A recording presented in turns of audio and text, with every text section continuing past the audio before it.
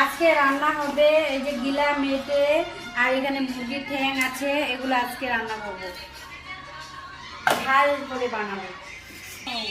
বন্দুক লাগবে। আমার বাচ্চাটা এত বড় হয়ে গেছে, দেখো বন্দুকের জন্য নখরা করে, বড় বাচ্চার মতো। বন্দুকটা আছে তোর, বল আছে না বন্দুক? আরো দুইটা আছে বড় বাচ্চা। এটা কড়াই বাইরে রাখছি, কালি করছি না, উনানে রান্না করে, ওই জন্য এটা বাইরে রাখছি।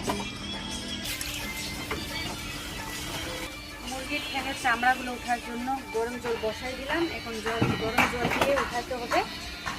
এগুলো আবার গরম জল দিয়ে ধুতে হবে ভালো করে, পরিষ্কার করে। এই যে আরো বাইরে যাচ্ছে না, ওর বন্ধুগুলো আসছে বাবুকে নেওয়ার জন্য, রাস্তাতে খেলবে।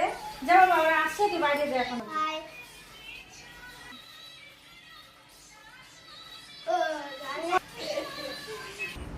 জল গরম হয়ে গেছে, এখন ওগুলো পরিষ্কার করব আমি। আর একটু ফুটাই। আমার উনানটা দেখতে এরকম, কিন্তু উনানটা অনেক লাকি, আমার অনেক ভালো। একটাই দিয়েছি, একটাতেই আমার জলটা গরম হয়ে গেল। এখানে আমি গরম জলে গিলা মিটেগুলো ভিজাই দিয়েছি গরম জল দিয়ে। আর এখানে একটা একটা করে করব। আগে যদি ঠ্যাংগুলো সব দিয়ে দিই কিন্তু সিদ্ধ হয়ে যাবে, ওই জন্য ওরকম করে দিব না, একটা একটাও করবো। লাগতেছে তাই না, আগে দিলেই সিদ্ধ হয়ে যাবে। এত তাড়াতাড়ি এতগুলো পরিষ্কার করে নিলাম। এগুলা কত সুন্দর লাগে দেখো তোমরা, কত সুন্দর করে পরিষ্কার করলাম। একটুকু মাংস বের হয় না এখান থেকে।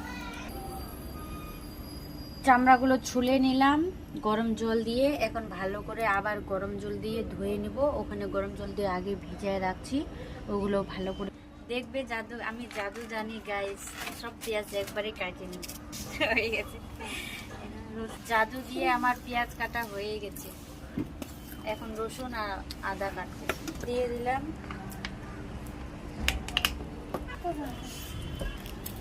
তেলের মধ্যে দিয়ে দিলাম তেজপাতা, মশলা, গরম মশলা গোটাগুলো দিলাম। পেঁয়াজগুলো গোল্ডেন কালার হয়ে গেছে, লাল লাল করলাম। এখন মশলাটা দিয়ে দিলাম, মশলার পেস্টটা দিয়ে দিলাম।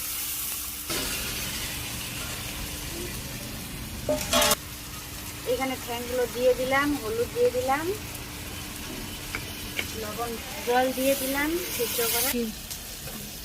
মাংস কষতেছি এখন, ভালো করে কষবো লঙ্কারে। মাংস কষানো হয়ে গেছে, তেল ছাড়ে দিয়েছে মাংস থেকে। এখন জল দিয়ে দিব। ঠিক আছে গাইস, আমার